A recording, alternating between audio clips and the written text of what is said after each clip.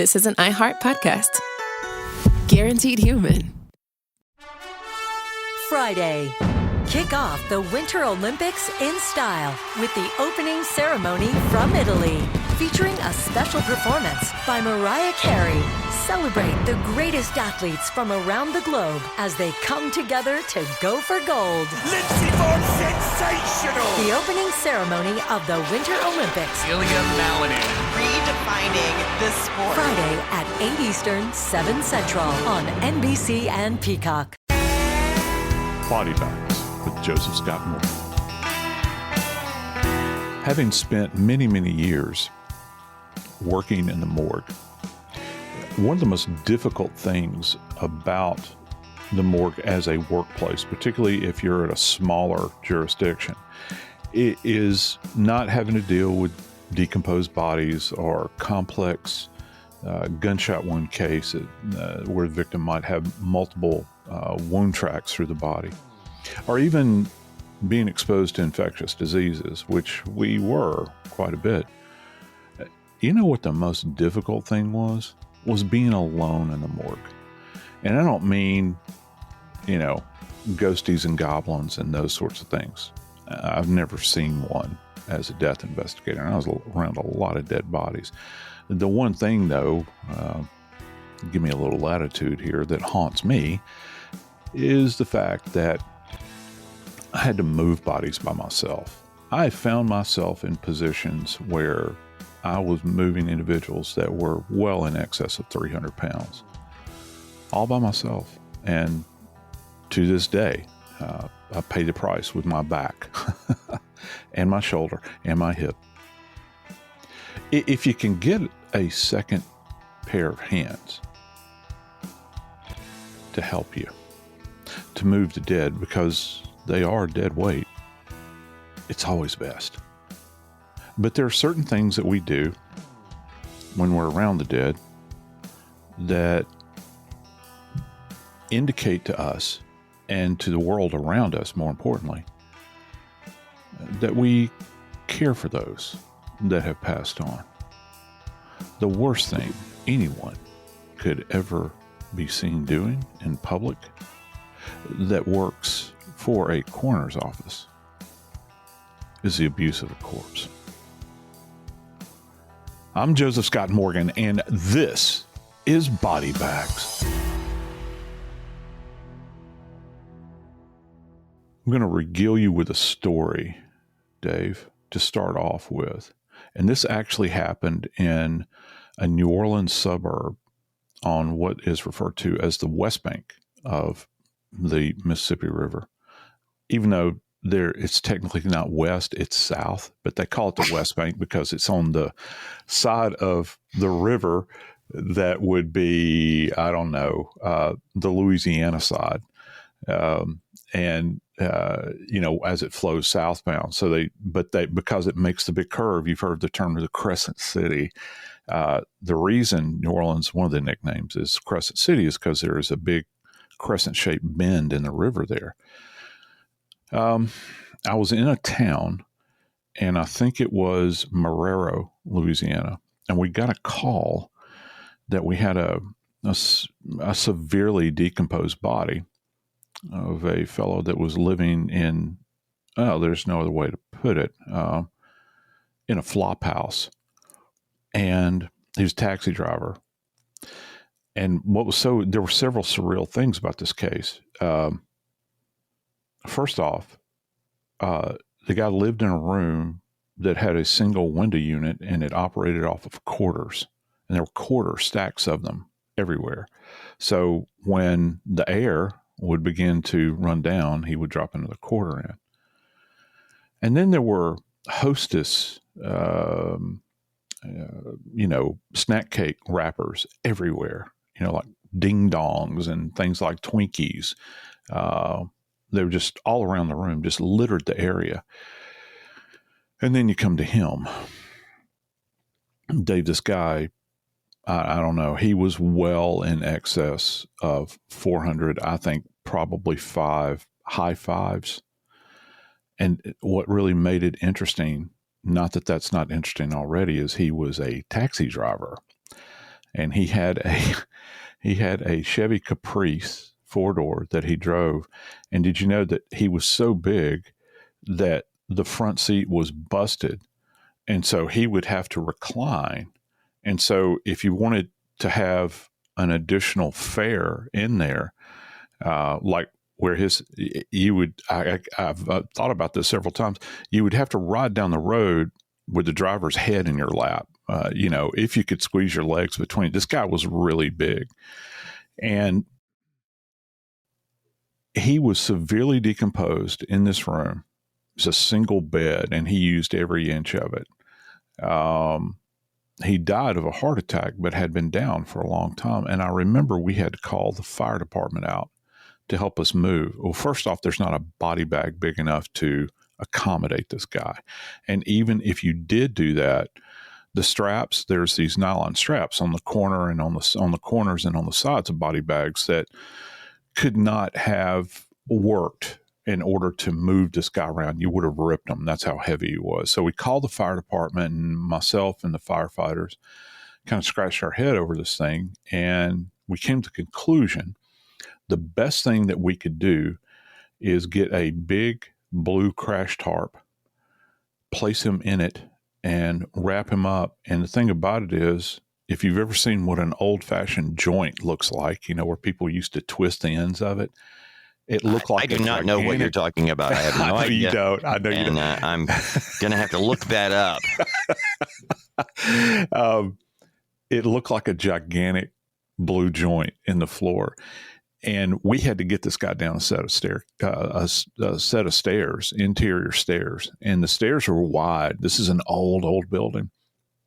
But Dave, he was so decomposed, and the human body, when we decompose, it becomes very slimy, very greasy, as we like to say. And this decompositional grease was everywhere. It was on our gloves. It was on the bag because we had to wrestle to get him in. We're fighting flies. It's horrible.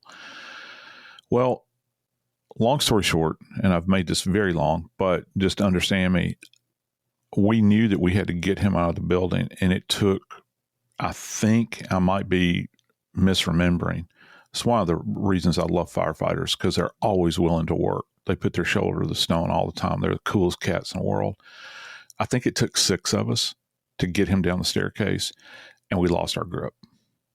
And I wound up hurting my hip really bad and my shoulder because the body took me down, but I was on the side bouncing off of these wooden stairs and pressed against a wall. One of the firefighters actually, he either broke his leg was broken, or it dislocated his hip. It was horrible. We were all moaning and groaning, and still we've got this huge body. Now that's with 6 grown men, and we're trying to do this, and we're trying to be as respectful as we possibly can. But there are certain circumstances when it comes to bodies that the conduct involving the bodies is reprehensible. But did you get the big guy down the stairs? We got him down the stairs, and we actually had a bunch of firefighters. I'm glad you mentioned this. It just came to mind. We got him down the stairs, got him into the van, and we couldn't use a mortuary stretcher in the van. It would have broken it. We had to set it aside, and his body was just laying in the floor of the van. So a bunch of the firefighters followed us to the morgue, which, by the way, was back then was on the East Bank. It's on the West Bank now, but was on the East Bank. So here we are, we're all riding, in tandem. It's me in my car, and then the mortuary service that we hire to move bodies, and then this line of firefighters, and we pulled into the gate. We had to get him into what we call the decomp room, which is this really tight space, onto a stainless steel gurney, by the way, in order for his body to be examined the next day. You would not take a body like this into what we refer to as clean area.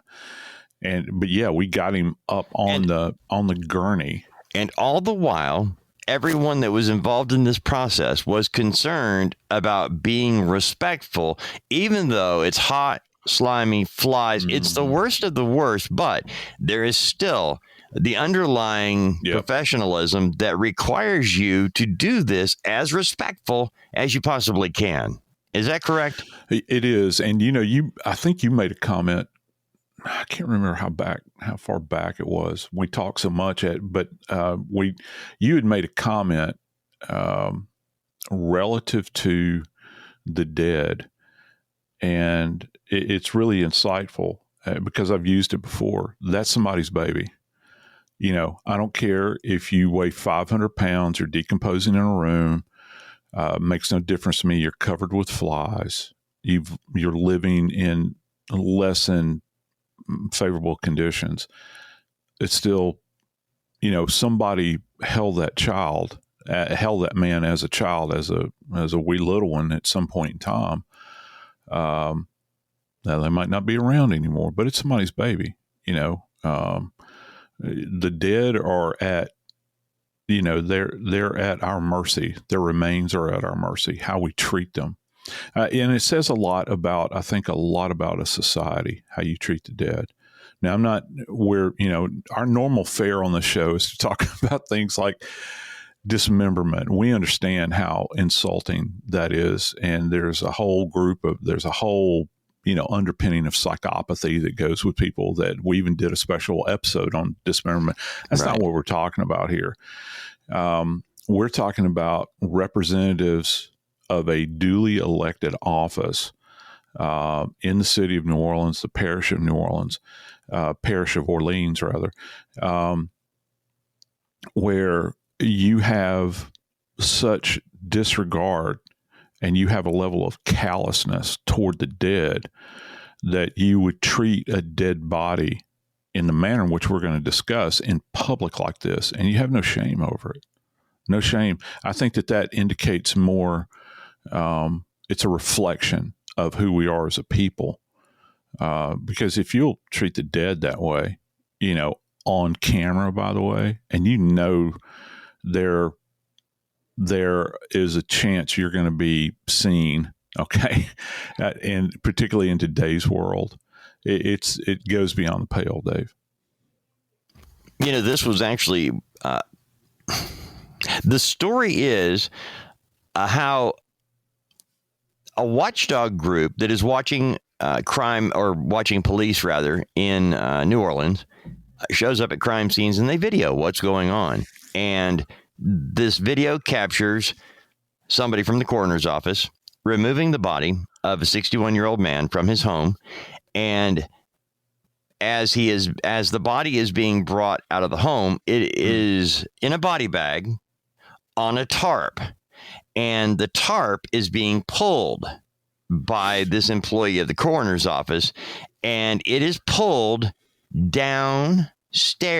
By the way, this is the victim of a homicide. An investigation is underway. Yeah. And this body is not carried out by several people. The body is being drug.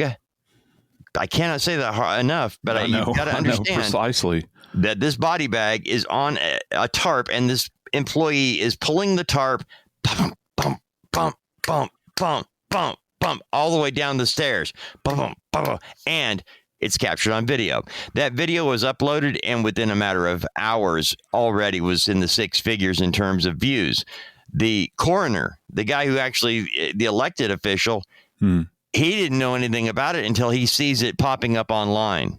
And he's watching an employee of his office do the most disrespectful and, by the way, damaging to the investigation by treating this body in such a manner.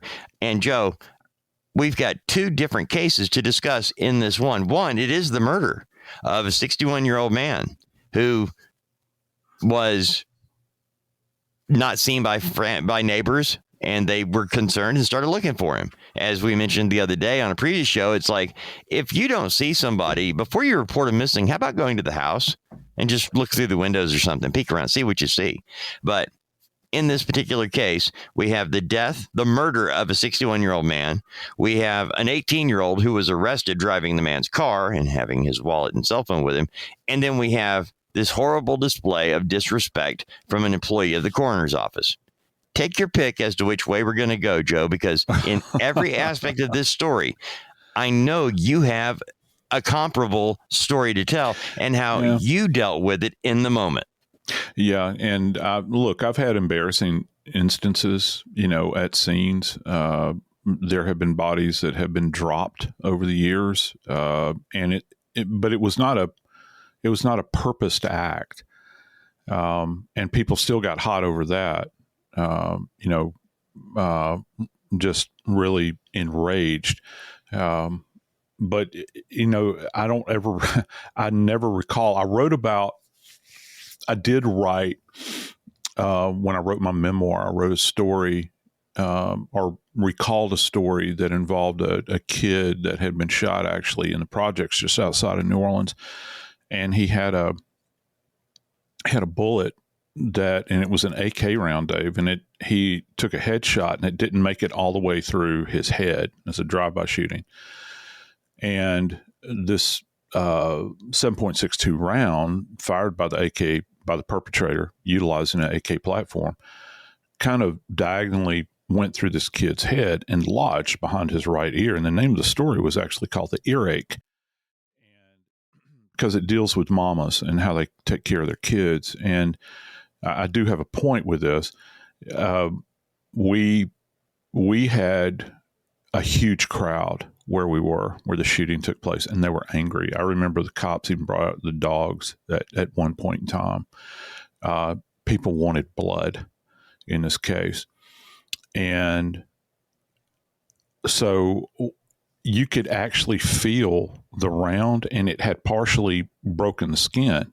Now, one of the things that I like to do with bodies, relative to like a head like this, I'm not going to remove that projectile at the scene. It's a fool's errand if you do that. So what I do, just like with, how we bag the hands, I bagged this kid's head and put tape around the base of it so that if the round fell out in transit, we would still have the round, but there's a high probability that if we take care in getting this kid's body to the morgue, the round will remain in situ, and the pathologist will be able to appreciate it. Remember, there's not a pathologist at the scene. Well, anyway, I go through this whole thing. We've got murmurings in the crowd. I wrapped the tape around the base of the bag, secured it, and this kid's mama was sitting just outside the tape, and she was weeping openly. This is her baby, okay? Dead on this dirty ground in the projects, and her sisters were with her too. And you ever see a situation where you'll have people that are kind of in a, I don't know how to describe it. You'll see somebody, you can see people that'll beat their chest and scream and carry on and whatnot. That's really not the people you need to watch out for. This mother was openly weeping, and she wasn't saying anything, and she had collapsed to the ground. And it's kind of that quietness that's the people you need to watch out for. And I remember seeing her, grieving for her at the scene, because she saw me examining the body. Can you imagine that? Watching your child's body be examined on this dirty ground out there.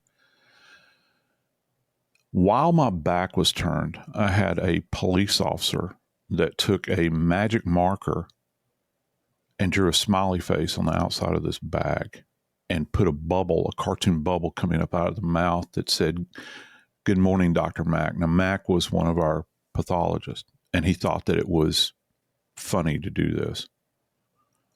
See, that's the kind of thing that you never, because once you cross over that, you've now left what civil society is and what our expectations are, where there are certain boundaries that you don't go across. and this, that night will ever ring in my mind. And that's one of the reasons, I think that it's just one of the many reasons that I brought this case to your attention when we were thinking about it, because it made me think about all of the times where, as an old death investigator, I think back and I think, did I do everything I could to respect the dead in this environment? But on this particular night, in what's referred to as the Bywater neighborhood of New Orleans, one of New Orleans' most lovely and ancient of neighborhoods, that didn't happen. As a grown man had been the victim of a crime, his body was dragged from his home, bounced along an external staircase, and driven off in the night.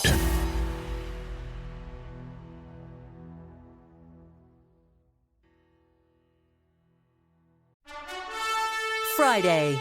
Kick off the Winter Olympics in style with the opening ceremony from Italy, featuring a special performance by Mariah Carey.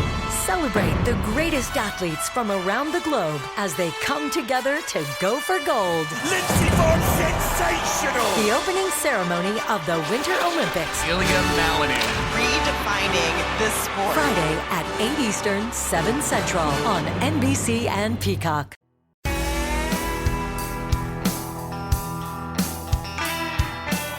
Just so folks understand where this neighborhood is, it's when Katrina hit, you heard about the lower Ninth Ward. A lot of people heard about that, when levees gave way and we had flooding throughout the city. The lower Ninth Ward, the Ninth Ward is actually a neighborhood, and the city itself was broken down into wards, and it's a political assignment. You're from the 8th Ward, the 9th Ward, those sorts of things. And you can supplant it with district. You'll hear other people, but the lower 9th Ward is immediately adjacent to the Bywater area. And the Bywater area is old. I mean, it's like really, really old. As a matter of fact, it's so old that it was one of the first, if you want to refer to it as a suburb, began to be built in the early 1800s. Okay. So these homes are old in this area, and prior to it being developed for a place for people to live, when they finally got roads and carriages and all that sort of thing in New Orleans that were passable, before that, it was a plantation. So it goes back a long, long ways. And it sits adjacent to a couple of canals that are, in New Orleans. Everything, you come across a bayou, and don't think about bayous in the sense like you see in Cajun land. These are bayous that are still moving, or, bayou is nothing but a river that really moves slow. But these are all cleaned up. They're very immaculate. They're, people want to live around these areas. And then you've got, not too far away, you've got another large canal that, will get you into the Mississippi River. So water surrounds everything. And I've often thought that that's why they called it Bywater. But the house where this event took place, Dave, is a typical, what is referred to as a Creole cottage. And Creole cottages, typically, if you ever look at photos of New Orleans, they're some of the most lovely homes that you'll ever see, and they're shotgun homes.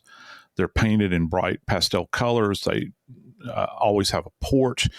They're always a walk-up, by the way. You hear that term associated with New York quite a bit, but they're a walk-up in New Orleans for the purpose of people elevate their homes down there because of water. And the homicide that we're referring to actually took place in a home that is not only a Creole cottage that is a shotgun, but it's a shotgun double. So that means that you've got two homes that are, well, you've got one structure that makes up two homes, and they're all linear. So as you're standing at the foot of the staircase at this home, our victim's home is on the right. Okay. And so when these people captured this image of the morgue worker or the coroner's office worker bringing this gentleman's body, Mr. Hankins, down the staircase, you're looking at them, it's not like they're peeping through a window, Dave. This is done in public, man. And they're being drug out on a tarp. There's not even a mortuary stretcher, because every coroner's office has mortuary stretchers. And for those that don't know what those are, they're stretchers that one person can manage. If you can get the body onto it, then it's got separate locks on the feet and the head, and it's got a brace down at one end. It's like a little grill work where the feet would go, and it keeps the body in place, and it's got straps that look like seat belts. I didn't even have that. And so, because you can take a mortuary stretcher, and even if somebody is big, one person can manage this thing. And yeah, it would have, still bumped down the staircase. But that's not the case. I couldn't for the life of me, because I watched the video, Dave. I couldn't for the life of me, because this is not he's not this person that worked for the coroner. And mind you, I said that in the past tense. This person that worked for the coroner, I don't understand why no one else was giving him a hand to pick up the corners of the tarp to help transport the body down. He's the singular individual that is moving the body. And we don't really see what happened to the body once it got to the ground. No, and why, and I mean this, asking for help is not weakness, but in this particular case, somebody working for the coroner's office, you've got other individuals around that are all law enforcement or they're around crime victims. At what point do you think it's okay to do this? I guess is my bottom line. Really, I'm looking at this from every angle possible. And it's like, if I'm standing there at the street doing my cop business or whatever, and I look over and I see a man dragging this body down the stairs, all the way down, I'm going to be mad, because all you had to do was say, hey, I need help, Well, but this guy didn't bother to ask. You might be mad, but I've got one better for you. Oh, I'm thinking, does this go to the culture of what happens at crime scenes down there now? That we just don't care to the point that everybody's numb to it. Is this why we have this camera crew or person? Yes. They're watching it because they see this kind of garbage happening and they have to get it on video. I think that's part of it. And this is nothing. There's nothing new under the sun. I love my hometown. I really do. You know that I do. And I love the people. And you can make excuses all day long for the activities of people, but when you see, I don't care what the classification of death is. I don't care what the financial standing of an individual is. You can be poor as a church mouse, or you can be the richest person in the world. You're still dead. Okay. And there's a certain code that you adhere to when you're taking care of you have been entrusted. And I wax kind of philosophical about this stuff now. I don't have that robotic mindset where I'm just trying to get the body from point A to point B. And so forgive me for that, but I see it. And, if you'll treat the dead this way, how do you treat the living? And so there's several things to consider here. First off, the mortuary worker, the coroner's employee that drugged this body down the staircase. And let me tell you what happened when he drug it down the staircase, because he's dragging from the feet, Dave. The head, there's a grand opportunity here that the head is up at the top. And even if the head is not up at the top, could be at the feet or down below with the feet above, you're dragging this homicide victim down these external wooden stairs and literally is bouncing as they go down. Well, any kind of trauma that's there that has been perpetrated, because we're talking about a second degree homicide here. You can dislodge projectiles. You can disrupt trace evidence. Here's a great one. You can actually traumatize postmortem. From a postmortem perspective, you can traumatize the body. And let's just say that there was a fracture in the body already. Okay. Well, if you're dragging, and this is not a slight step. Okay. This is not like a couple of steps. This is like, these are like 10 or 11 steps. I was shocked seeing the video, Joe. I was shocked. Yeah. And you see it and you think, oh my gosh, it's really going to drag him all the way down. You're thinking, oh my Lord, I hope this isn't going to happen. And you watch it, it's like that train wreck, just kind of sitting there, watching the thing. But yeah, I mean, let's just say that the victim had any kind of bony fracture that's there. Well, you can further exacerbate that by dragging them, like this. There's any number of things that could have happened, and we don't know if it happened. What we know is that we see a body being subjected to postmortem trauma, and this is postmortem trauma. Due care is not being taken. People can say, things like, well, in other countries, they handle bodies. I don't care about other locations. I care about what we do in America. And there's a certain standard that we're to adhere to when we're investigating deaths. And most importantly, when we're taking care of the dead, Dave.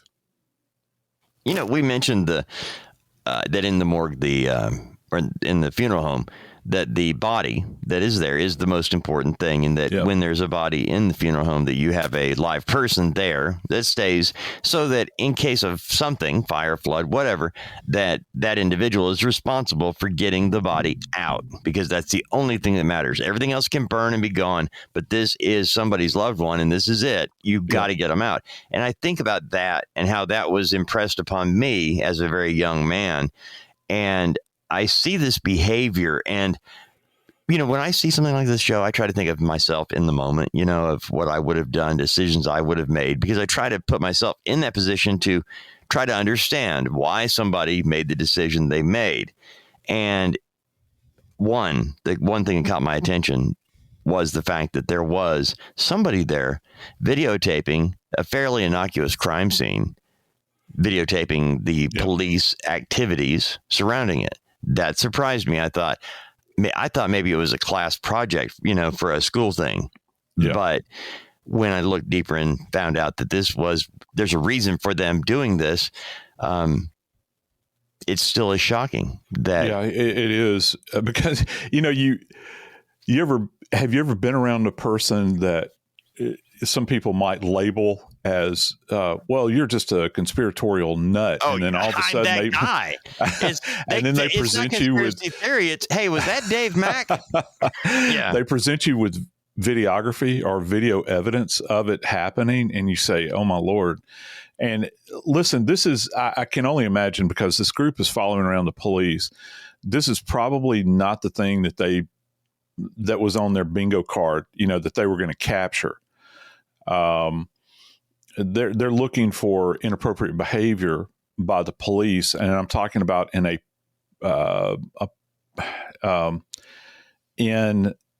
in the heat of the moment when something is going on. Now, I can tell you this: I look at that video image, and I see uniforms walking around, and I'm thinking, well, you might not be doing it, but you're passively allowing it to happen. And police officers, crime scene techs, everybody else, they have to understand, and we've talked about this extensively, exhaustively on body bags, that the body is the biggest piece of evidence that you have at any death scene. That's the font that knowledge is going to come from, where discovery and these sorts of things. Well, let me ask you this. Let's say you recovered a pistol at a crime scene and you had it in an evidence bag. All right. Just imagine if the crime scene tech that had the pistol was taking that pistol, holding onto the bag and slamming it onto the sidewalk. Okay, or slamming it against the big oak tree in the front yard, or, taking it and they're on videotape and the doors of the crime scene van are open. Can you imagine Mac? Mac wouldn't do this. I'm talking about my friend Cheryl. She wouldn't take a weapon in a bag and just randomly toss it into the. Well, if you look just purely from an evidentiary standpoint, that's kind of what's happening here, because you want to take due care, with this. And people will say, they very well might say, you don't understand, we're undermanned. We're undermanned. You're not undermanned to the point where you can't bring a mortuary stretcher out, where you can take a one-man job and make it a little bit easier. And certainly, Dave, more dignified than what we saw borne out before us in this case.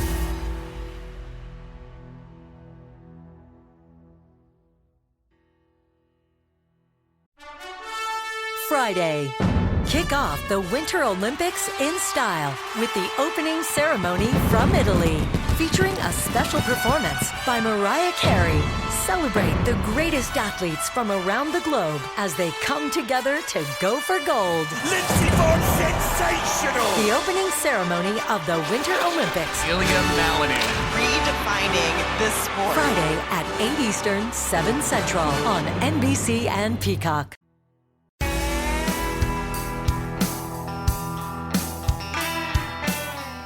Well, what can't be lost, I think, in this disturbing set of circumstances with the treatment of fellow human beings remains is the fact that we're looking at a homicide here, Dave. This is, I'm not saying that any death is any more important than any other death. However, and I know that there are certain things that if you do not take care of them at that moment in time and take due care in what you're doing, you can ruin everything moving forward. And my gosh, we're talking about a homicide here, Dave, right, that's committed in the Bywater area of New Orleans.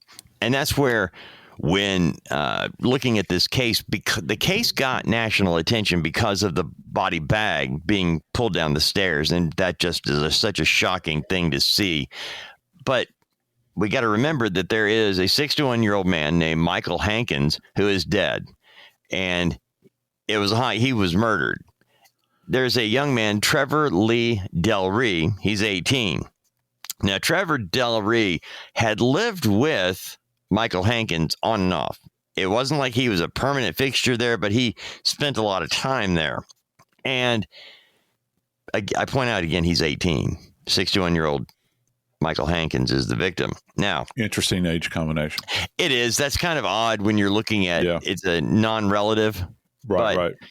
Del Rey, living with Hankins on a semi-regular basis, he gets arrested. Del Rey gets arrested Tuesday in Alexandria, Louisiana. How far is that from where the house is, Joe? It's not that it's that far. It's that it's a bit more difficult to get to. You think about if people are familiar with Baton Rouge, if you're in New Orleans and you take I-10 to get up to Baton Rouge will take you, it's roughly about 65, 70 miles per that you're going. So you have to go beyond Baton Rouge headed northbound, and you wind up in Alexandria. And it's literally the geographic center of the state. And for all of my fellow Army veterans, you're very familiar with Fort Polk.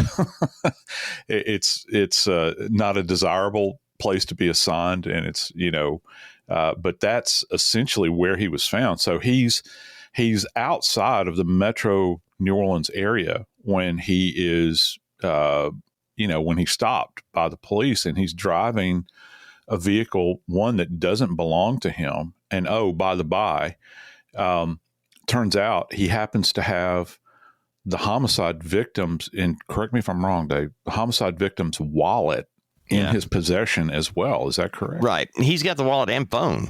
And, the phone as well. Yeah. But here's the thing. Okay. When they pull him up, they being police, when Del Rey gets pulled over in Alexandria on Tuesday night, Hankins' body has not been found.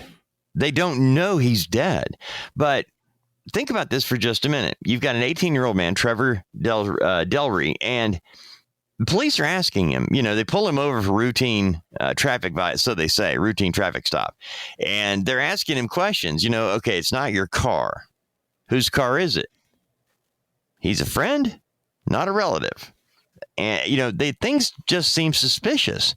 Yeah. And so when Delry doesn't give them the answers they're looking for, they go ahead and they bring him in. Suspicion, they suspect he stole the car. So they bring him into police headquarters, and they're holding him, finding they've got a few things I'm sure that they're working on. And neighbors haven't seen Mr. Hankins in a couple of days. Got to remember, too, in the neighborhood like this, people know who's going in and out. They know what to expect. Yeah. And where Trevor Delry had been seen in the neighborhood from time to time, now he's gone. Hankins hasn't been seen by anybody. By the way, Hankins' car is gone too. So there is some interest in their community, and there is. Let me tell you something about the nature of these older New Orleans neighborhoods as well, because many folks might think that if we modern subdivisions where you'll have homes, ranch or multi-story type homes that are adjacent to one another. And no. It's not the way it is in New Orleans. Places are adjacent, but literally you could look out your kitchen window and look over into the living room perhaps, or the other person's kitchen, and read the labels on the can. That's a close thing. Like, if the reason I'm pointing this out is if his car is missing, that's something that people would tune into very quickly. They would have an awareness of it. You can be inside of your home. These homes in New Orleans, the old neighborhoods particularly, are so close together. You can hear your neighbor clear their throat if they're outside their house. Okay. Which is not something I'm a big fan of. Yeah. That explains a lot though, Joe. Yeah. Just the spatial relationship, when you're, and if anything had happened in that house, and to this point, interestingly enough, so far, I mean, the only thing that's really been released from the coroner in this case is not a cause of death. We know that an individual has been charged with second-degree homicide.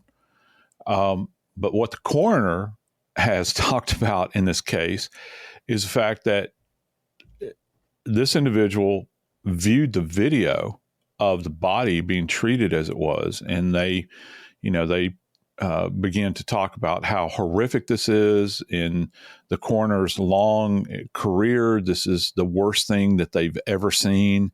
And of course, the coroner employee that's responsible for this, who you can clearly see on the video, has been fired, by the coroner's office. But we still don't know a lot about the homicide itself.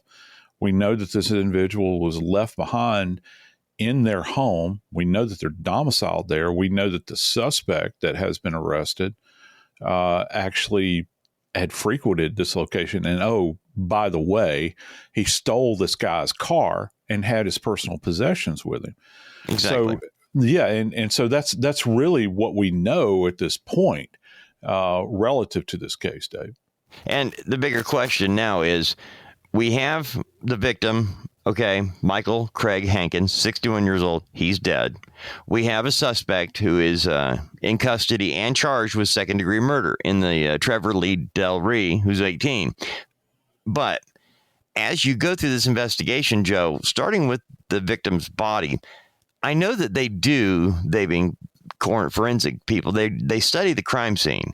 Yeah. But the body is not autopsied at the crime scene. The body is taken from the crime scene back to the office where they do the work. But the damage done to the body, the evidence that could be lost, damage, hurt, all of that, as a defense attorney, I would be watching this thinking, if I catch this case, everything is gone. They're going to have to negotiate it down, mainly because you get this in front of a jury. Yep. And they're going to say they care so little about the truth. They just want to get a conviction. This totally damages their case. You don't know what happened to this body. You don't know if it happened what did they do in the house before we even caught them on video? If they would do Wow, this, well said, Dave, because you're right. You know, we know what happened in plain view. And if I was an attorney working on this case and trying to defend this 18-year-old, this Trevor Delry, I would draw into question. I would draw that to the attention of the court and say, look, we don't know, you know, if they're bold enough to do this outside the house, my Lord, what happened inside? How'd they get the body in the bag? Did they lose any critical evidence? And you want to blame my client for this? You can't even manage your own scene. And so this is how the snowballs. And I think that any defense attorney worth their salt, you know, would try that approach. And yeah, I think that there's a high probability it could be reduced. It's certainly a leverage point, I think, that the defense counsel is going to have. You know, whoever's desk this lands on, I don't know what kind of resources that this 18-year-old has. My suspicion is that this is going to be something that's going to fall to more than likely public defender's office. And, you know, we'll see where it goes from there. But the fact is that because these questions are going to be, it's tough enough being a forensic pathologist and what they have to do on the stand. Okay, just follow me here. When you're talking about complex injuries and certainly a cause of death and, of all things, a homicide trial, a homicide case, now that forensic pathologist is going to be grilled over the status of the body. They will be asked, you know, what type of trauma did you see on this body, doc? And this is a mousetrap they're walking into that the defense sets up, because they'll ask the question, well, how do you know? How do you know? How do you know? And again, if you've got a jury impaneled, you know, the jury is like looking, they're looking, you know, over at the prosecution's table.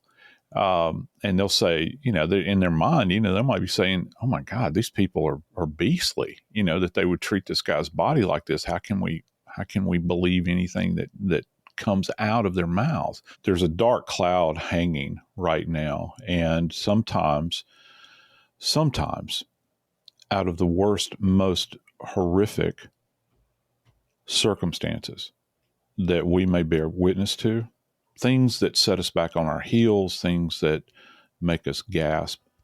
Sometimes it's those events that can be a catalyst for change.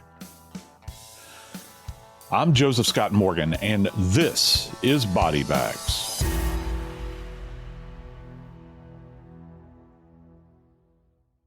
This is an iHeart podcast.